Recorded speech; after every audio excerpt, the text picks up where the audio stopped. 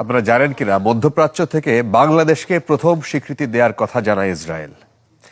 তবে তা সরাসরি প্রত্যাখ্যান করে বঙ্গবন্ধুর সরকার। গেল 5 দশকেও তেল আবিবের সাথে কোনো ধরনের সম্পর্ক গড়েনি বাংলাদেশ, বরং ফিলিস্তিনিদের উপরে ইসরায়েলি বর্বরতার শুরু থেকেই সরব বাংলাদেশ। রক্ত নদী পেরিয়ে কাঙ্ক্ষিত স্বাধীনতা পায় বাংলাদেশ।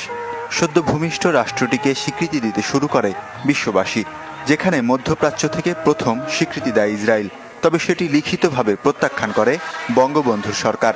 একই সাথে ফিলিস্তিনের স্বাধিকার লড়াইয়ের প্রতি পূর্ণ সমর্থন বজায় থাকে।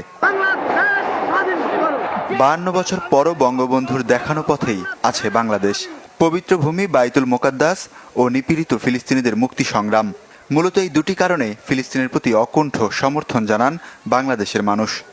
একটি স্বাধীন রাষ্ট্র প্রতিষ্ঠায় ফিলিস্তিনি নাগরিকদের যেই সংগ্রাম, সেই সংগ্রামে পরিপূর্ণভাবে তাদের পাশে থাকার যে চেষ্টা আমরা বিভিন্ন বৈশ্বিক এবং আঞ্চলিক প্ল্যাটফর্মে করার চেষ্টা করেছি, সেটা আমাদের যেই পররাষ্ট্র নীতি এবং বৈশ্বিকভাবে নিপীড়িত মানুষজন ও শোষিত মানুষজনের পাশে থাকার যে নীতি, সেই জায়গাটাকেই কিন্তু সমুন্নত করে। 1997 সালে ঢাকা সফর করেছিলেন ফিলিস্তিনের তৎকালীন প্রেসিডেন্ট এবং মুক্তি আন্দোলনের প্রবাদ প্রতিম নেতা ইয়াসির আরাফাত। 2017 সালের ফেব্রুয়ারিতে বাংলাদেশ ঘুরে যান প্রেসিডেন্ট মাহমুদ আব্বাসও। ঢাকায় তাদের রাষ্ট্রদূত রয়েছে, তবে তেল আবিবের সাথে কোনো ধরনের সম্পর্কই গড়েনি ঢাকা। এমনকি অর্ধ শতাব্দী ধরে বাংলাদেশের পাসপোর্টে এক্সেপ্ট ইসরায়েল বা ইসরায়েল ছাড়া এমন লাইন লেখা ছিল।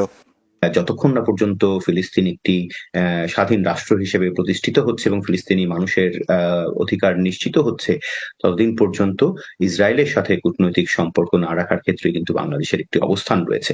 ইসরায়েল যেভাবে আমাদের প্যালেস্টাইনিদের উপরে অত্যাচার শুরু করেছে, আমার অনুরোধ থাকবে আন্তর্জাতিক পর্যায়ে যে এগুলি বন্ধ করতে হবে। চলমান বর্বরতার বিরুদ্ধেও সরব ঢাকা। জাতিসংঘ থেকে ওআইসি সম্মেলন, সবখানেই ইসরায়েলের নিন্দায় সোচ্চার প্রধানমন্ত্রী শেখ হাসিনা। পাঠানো হয়েছে ত্রাণও। এছাড়া ইসরায়েলি পণ্য বয়কটও করেছেন অসংখ্য মানুষ। ওয়ালিউল্লাহ ফারুক, চ্যানেল 24।